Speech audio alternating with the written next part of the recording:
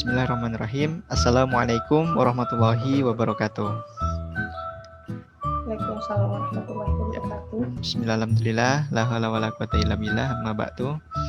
Selamat siang Kak Ratu. Siang, Diki. Ya, alhamdulillah ya. Jadi begini teman-teman, dibuatnya video ini kita ingin menjawab ya pertanyaan-pertanyaan yang kemarin belum terjawab pada pelaksanaan Himafiz kelas season pertama, yaitu tentang belajar dari film Bad Genius. Nah, pada kesempatan kali ini alhamdulillah Kak Ratu sudah hadir lagi bersama kami. Nah, di sini insya Allah nanti akan menjawab pertanyaan-pertanyaan yang kemarin belum terjawab. Oke, langsung aja ya Kak Ratu ya. Iya, siap. Oke, saya akan bacakan pertanyaan yang pertama. Oke, di sini bagaimana cara untuk sukses dalam bidang yang kita kuasai? Sedangkan bidang yang kita kuasai itu adalah non-akademik, olahraga, menulis, atau seni contohnya. Dan murid tersebut memiliki kendala untuk menggali dan mengasah kemampuannya atau skillnya. Itu Kak. Oke, ini bisa aku langsung jawab ya? Ya Kak, langsung jawab aja satu persatu Kak. Oke, jadi untuk jawaban tersebut kuncinya itu cuma satu, sabar dan tekun. Itu dua hal yang jadi kunci sukses untuk kita meraih kesuksesan di segala bidang sebenarnya, nggak cuma non akademis aja ya, tapi akademis pun, non akademis pun, pokoknya segala bidang apapun, kalau kuncinya tekun, sabar menjalani itu pasti akan sukses gitu. Gimana caranya kita mengetahui skill kita atau soft skill kita atau di bidang-bidang yang lain ya dengan ketertarikan kita pada sesuatu gitu, dan kita punya bakatnya. Misal kita tertarik nih sama nulis, kita juga at least punya basicnya gitu, punya basic untuk menulis. Kita misalkan suka sama game gitu, at least kita basicnya bisa main game itu gitu. Jadi ya kita harus tahu dulu gitu ya teman-teman, yang pertama skill kita ini apa, di bidang apa, dan segala macam sesuai dengan ketertarikan kita pada di bidang itu gitu.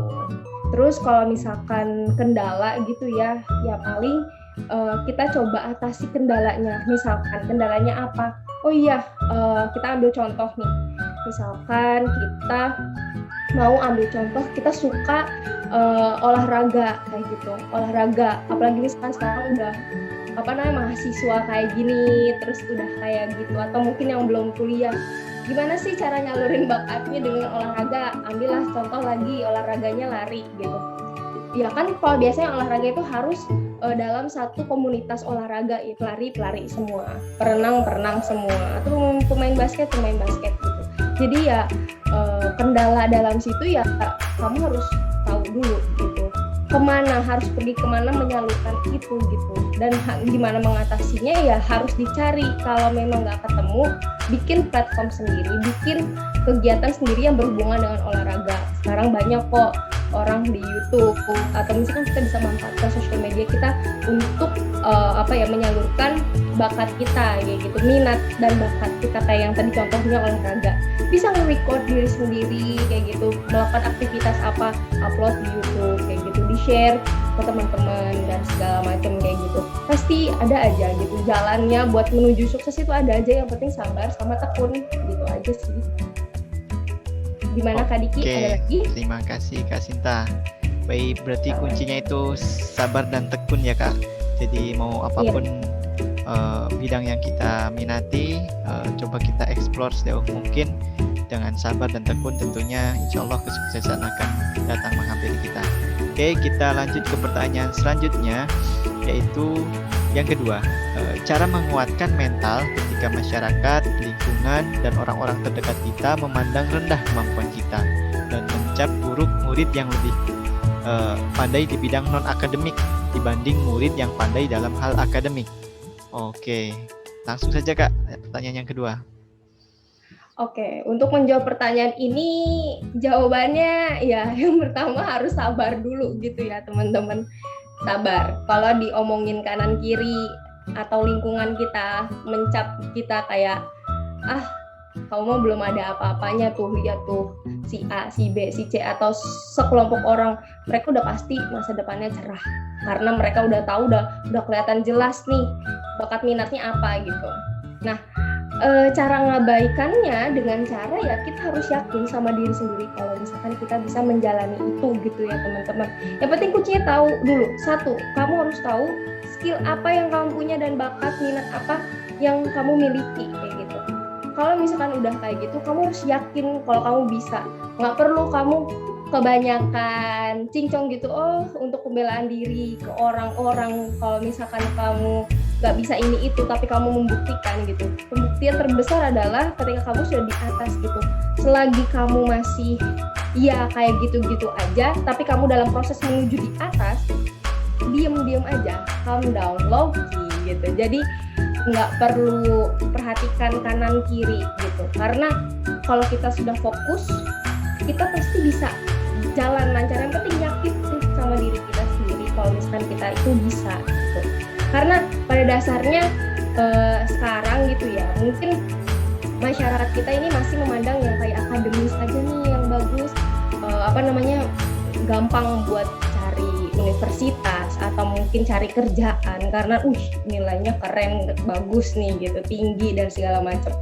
Tapi ya itu Allah sudah anugerahkan dia atau mereka yang baik di akademis itu ya udah kayak gitu. Terus yang non akademis ini kayak gimana ya, Allah kasih juga anugerah ke orang yang memang pintarnya dalam non akademis, tapi gimana kita nge-explore itu, gimana kita ngolah itu kayak gitu.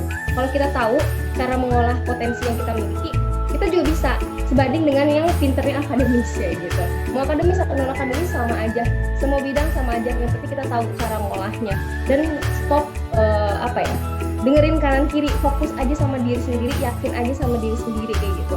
Jadi ketika udah di atas, ketika sudah sukses kayak gitu, ya udah kayak gitu, itu pencapaian kalian dan nggak perlu yang namanya merendahkan kanan kiri atau menyepelekan sesuatu. Nah itu biasanya kadang yang orang ini ya, yang orang lupa itu ketika sudah di atas, jadi malah merendahkan yang bawah biasanya kayak gini gitu, biasanya ada lah omongan kayak gitu. Tapi ya aku harap gitu, aku pun juga masih dalam tahap yang menuju ke arah ke situ gitu.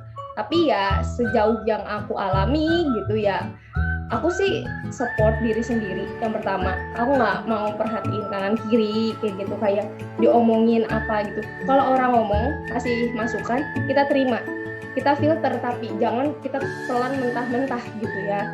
Kalau misalkan emang mereka niatnya kasih masukan, kita terima dengan baik dan kita filter. Tapi kalau misalkan mereka niatnya ngejudge kita, maksudnya ngejudge yang buruk gitu, alias ngejek atau merendahkan gitu, udah stop, gak usah didengerin kayak gitu, gak usah diiyain juga, udah tinggalin gitu. Kita berhak, kita punya hak untuk menghindar dari sesuatu hal yang kita tidak bisa terima kayak gitu. Apalagi kan omongan masuk ke hati dan pikiran. Nah kalau misalkan itu bersifat toksik, ya udah tinggalin, nggak apa-apa. Orang yang kayak gitu, yang nggak bisa support kita, nggak usah kita pikirin ngapain, it's wasting time ya gitu.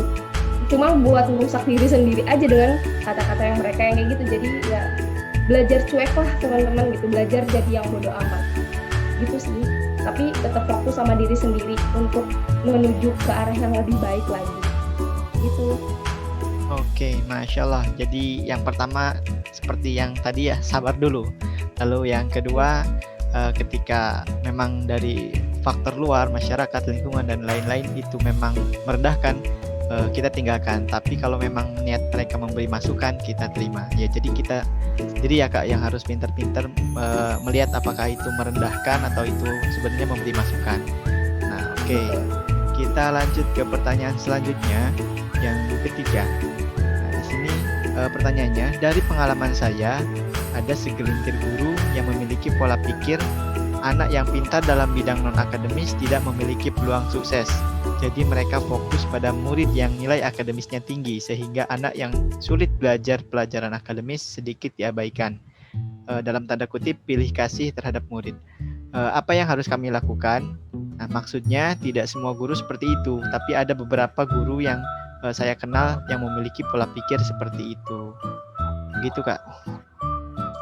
Oke, saya langsung izin menjawab seperti sebelumnya. Ya jawabannya kalau misalkan itu ya teman-teman gini, guru itu mengajar dalam bidangnya masing-masing. Guru matematika akan ngajarin bidang matematika, guru fisika akan ngajarin bidang fisika gitu. Guru biologi juga sama, sosiologi juga sama. Pokoknya semua guru itu mengajar ya yang memang di bidangnya gitu. Wajar kalau misalkan guru melihat potensi anak yang nilainya bagus di bidang itu lebih bagus atau lebih cerah ya, tapi hanya di bidang yang dia ajarkan, ngerti nggak? Jadi hanya di bidang yang diajarkan. Kayak misalkan contoh si guru A nih ngelihat potensi B siswanya sebagai siswanya, nilainya bagus segala macam. Wajar si guru A ini melihat kemampuan B ini lebih bagus kayak gitu karena itu berhubungan dengan di bidangnya gitu. Jadi yang dimaksudkan guru gitu atau staf pengajar dan lain-lain kayak gitu ya, yang dilihat dari mereka adalah karena mereka ngajarnya bidang itu ya, yang dia lihat anak-anak yang apa ya, anak-anak yang sukses di nilai maksudnya sukses dapat nilai yang bagus atau misalkan meraih poin yang bagus gitu di mata pelajaran atau subjek tersebut, ya itu wajar gitu ya teman-teman. Tapi tidak berarti di bidang yang lain guru tersebut mencap jelek sebetulnya, tapi yang penyampaiannya aja yang nggak apa ya, tidak gamblang gitu lah. Saya kayak nggak gamblang, jadi kayak guru nggak pernah bilang kayak oh iya pasti guru kan tiap pengajar gitu akan merasa oh si A ini pinter nih, nilainya bagus gitu, jelas lebih diperhatikan anak tersebut kayak gitu. Tapi untuk anak-anak yang lain, guru itu juga ya kalau dilihat dari bidangnya otomatis ya nggak terlalu diperhatikan, tapi ya nggak juga meninggalkan kewajibannya untuk mengajar kan. Maksudnya mengajar anak-anak yang belum bisa, ya kan poin yang guru adalah ujian dari seorang guru adalah mengajar anak-anak gitu kan. Nah ujian dari anak atau anak didiknya ke guru ya apa, dikasih ujian dari si guru kayak gitu. Jadi ya sebenarnya nggak semua pengajar tuh yang ngejudge diri kita yang emang nggak pandai dalam subjek yang dia ajar kayak gitu ya, bukan berarti di bidang yang lain juga gagal gitu, enggak gitu. Cuma di bidangnya si pengajar itu aja gitu. Jadi ya tanamkan mindset ya, kita positive thinking aja lah sama guru yang apa ya, kita menghadapi dosen, guru atau pengajar siapapun itu, kita nggak mampu di bidangnya, nggak mampu menjadi yang terbaik gitu ya, yang cuma pas-pasan aja, nggak yang sampai 90 ke atas atau 85 ke atas kayak gitu. Kita ya husnuzon aja gitu. Jadi kayak nggak perlu apa ya, yang negatif thinking lah kalau dosen kayak kita nggak diperhatiin kayak gini-gini dan segala macam. Ya udah, kalau memang punya pemikiran kayak gitu, fokus aja sama yang nggak di bidangnya, yang diajari sama si pengajar tersebut gitu. Jadi wajar-wajar aja. Cuma ya di sini aku tegaskan sekali lagi, kita fokus sama kemampuan yang kita bisa kayak gitu. Kita nggak perlu memaksakan sesuatu yang memang kita tuh nggak bagus di bidang itu kayak gitu. Apalagi kita nggak tertarik, kecuali kita tertarik. Kalau misalkan kita udah punya ketertarikan akan sesuatu kita mau belajar, pasti kita bisa. Tapi kalau udah nggak tertarik sama pelajarannya, terus udah kayak gitu bakat kita juga nggak mumpuni di bidang yang dia ajarkan, nggak usah dipaksakan. Kita mending fokus ke yang kita bisa aja gitu.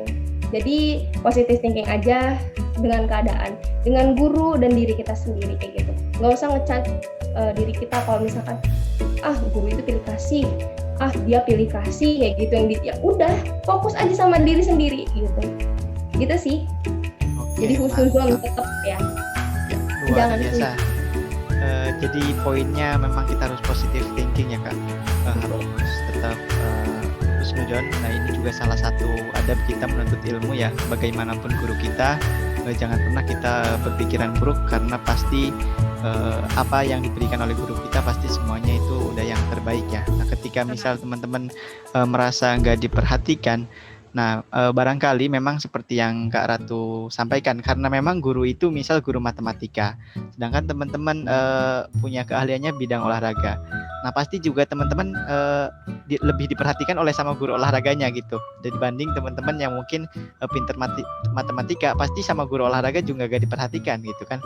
Nah, jadi sama-sama gitu. Jadi kita positif saja, kita istilahnya lebih baik berpikiran positif, lalu husnuzon, insya Allah keberkahan dari ilmu pun bakal kita dapat. Nah, salah satu juga nasihat yang sering saya dapat itu, pokoknya kalau kamu belajar dan kamu merasa kesulitan, gak dapat apa-apa dari pelajaran itu, jangan pernah sekali-kali membenci gurunya. Nah, udah dengarkan saja, ikuti saja. Nah, barangkali dengan kita seperti itu justru keberkahan akan mendapat pada diri kita ya, daripada kita mungkin berpikiran negatif, yang ada malah udah kita nggak bisa, nanti semakin nggak berkah dan tambah-tambah gitu ya Kak. Nah, iya betul. Oke, kita langsung aja ke pertanyaan yang keempat. Nah, di sini kurang lebih sama juga seperti yang tadi. Nah, di sini pertanyaannya, bagaimana masuk sekolah perguruan tinggi tetapi murid lebih berbakat dalam hal non akademis, nah, tetapi dia belum pernah mencetak prestasi di bidang tersebut karena ada beberapa kendala tertentu. Ya, seperti itu Kak. Oke, untuk pertanyaan ini tadi yang poin pertama disampaikan itu sudah disampaikan di pertanyaan sebelumnya. Jadi di sini yang mau aku garis bawahi, yang mau aku highlightin itu yang belum berprestasi di bidang yang lagi dijalanin gitu ya. Betul nggak Diki? Iya, betul sekali Kak, kayak gitu. Oke. Ya kalau misalkan belum berprestasi ya teman-teman jangan ngerasa belum berprestasi itu jadi satu kegagalan. Namanya belum, berarti ya kesuksesan yang tertunda. Tetap tekun, tetap jalanin yang lagi dijalanin, tetap semangat. Kalau memang ngerasa down, harus langsung naik lagi.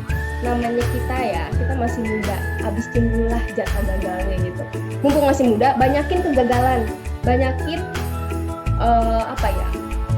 belajar sesuatu, karena dari kegagalan kita kan belajar kayak gitu. Jadi kalau ngerasa belum berprestasi, kita cari jalan lain nih, tapi masih tetap tujuannya sama. Kita cari jalan lain. Oh, kayak gini nggak efektif nih pakai cara yang A gitu, pakai cara B gitu.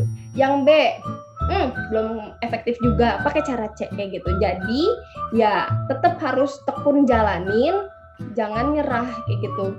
Kita punya mental, kita juga harus menjaganya gitu, sampai jangan sampai yang ngedown banget, tapi kalau misalkan udah ngedown tuh kalau bisa naik lagi gitu. Jangan jadi mental kerupuk lah teman-teman kayak gitu, karena orang-orang tuh ya salah satunya gitu saya pernah dengar dari seorang motivator gitu, orang yang sukses yang di atas itu juga jangan dikata instan gitu, itu juga sulit naik ke atas, itu sulit naik, mungkin ke sini ketinggian segini ada halangan, ada apa, jatuh lagi.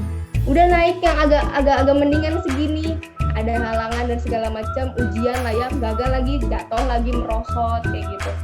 Kayak gitu, itu mental baja gitu ya teman-teman, apalagi bisa dikatakan sampai orang pun mengaku kayak, iya orang sukses, iya jadi orangnya dia dan segala macam.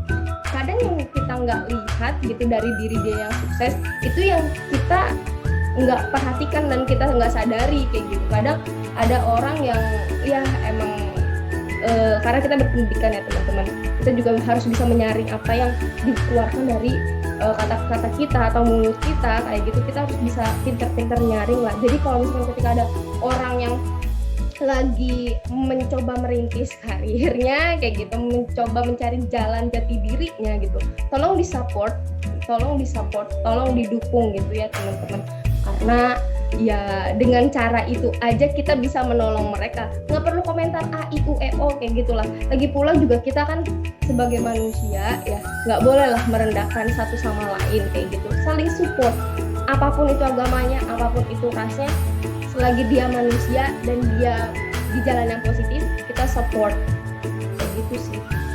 Jadi ya support itu kuncinya gitu dikit. Oke, luar biasa. Ya, ini juga kita lanjut lagi ya Kak. Jadi di pertanyaan yang terakhir nih dari yang kelima, ini kayaknya yang paling panjang, sejenis curhat mungkin. Tapi kalau saya Oke. baca sekilas ini kurang lebih ya sama sih seperti yang di atas. Oke, saya bacakan kembali. Di sini dari Gina Kuningan. Izin bertanya Kak, dari pemaparan Kakak tadi di bagian hikmah yang didapat dari film tersebut, yaitu di bagian nilai akademis yang tinggi itu tidak menjadi penentu sukses seorang manusia. Nah, dari yang saya rasakan sebagai seorang murid, bagaimana cara seseorang yang memiliki kepintaran di bidang non-akademis dapat sukses? Nah, karena dalam beberapa kejadian atau kasus yang saya perhatikan, anak-anak yang pintar dalam bidang seni, menulis, atau olahraga seringkali dipandang sebelah mata. Mereka yang pintar dalam non-akademis seringkali sulit untuk menggali potensi mereka. Karena selain di lingkungan pendidikan yang mayoritas lebih memperhatikan potensi akademik, lingkungan masyarakat juga sama. Mereka menilai seseorang anak dari peringkat dan kepintaran akademis, sehingga kelebihan murid dalam non-akademis tidak dilihat. Mereka membuat orang-orang yang memiliki kelebihan dalam bidang non-akademis bodoh. Terima kasih dan mohon maaf. Begitu Kak. Oke, langsung aja aku jawab. Untuk jawaban itu ini sekalian, ini masih ada pertanyaan lagi nggak kira-kira? Ya, ini udah yang terakhir Kak. Oke, ini pertanyaan terakhir. Jadi nanti aku akan ngerangkum dari apa yang tadi aku bicarakan ya teman-teman. Untuk jawaban yang ini, kita nggak bisa menyalahkan. Kalau misalkan masih ada orang-orang yang menganggap yang nilai akademisnya aja yang bagus, itu yang sukses gitu. Kita nggak bisa stop itu gitu. Tapi kita bisa mulai dari diri kita, dari generasi kita. Karena kita termasuknya berpendidikan ya teman-teman. Kita dikuliahin, kita disekolahin tinggi, kayak gitu. Ya harus bisa menciptakan atmosfer yang ada di apa yang sudah kita ajar, ilmu yang kita dapat maksudnya gitu. Jadi kalau misalkan kayak gitu, kita nggak bisa stop, udah yang ada di lingkungan ngomong kayak gitu, ya udah biarin aja gitu. Tetap aja fokus sama diri kita, nggak perlu kita butuh pengakuan orang gitu untuk kita bisa maju gitu. Terserah mau ada orang kalau emang diri kita pengen maju gitu teman-teman, maju aja gitu, nggak usah perhatiin kanan kiri dan segala macam kayak gitu. Soalnya berat omongan orang itu berat banget gitu ya teman-teman, kayak gampang aja untuk ngomong bodoh, masa gini aja nggak bisa, hitung-hitung ini aja nggak bisa. Iya saya bodoh, tapi dalam bidang yang emang saya nggak suka gitu, nggak apa-apa, sah-sah aja gitu. Coba ditukar kayak gitu. Coba, yang penting kita tahu dulu ya kemampuan kita, soft skill kita itu apa gitu. Misalkan soft skill kita adalah public speaking.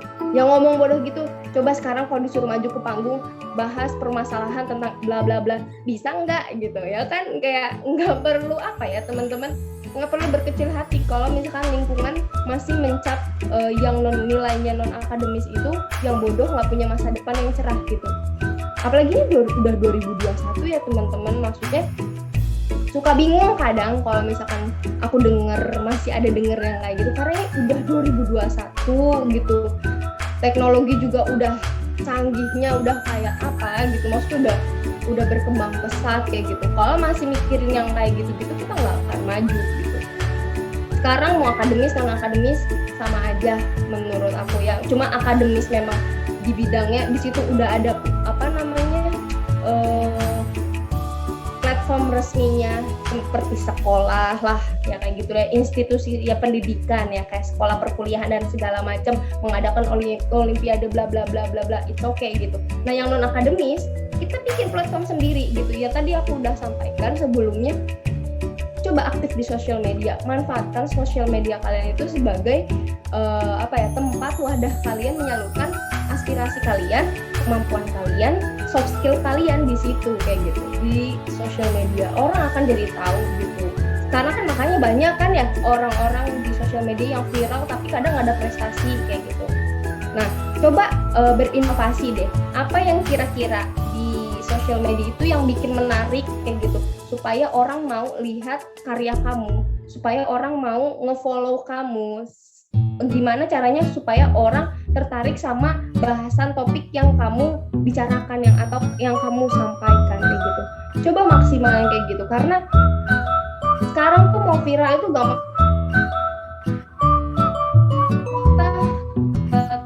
Kreatifan kita dan gimana kita menginvestasikan tersebut kayak gitu. Jadi ya mau hal akademik, non akademis,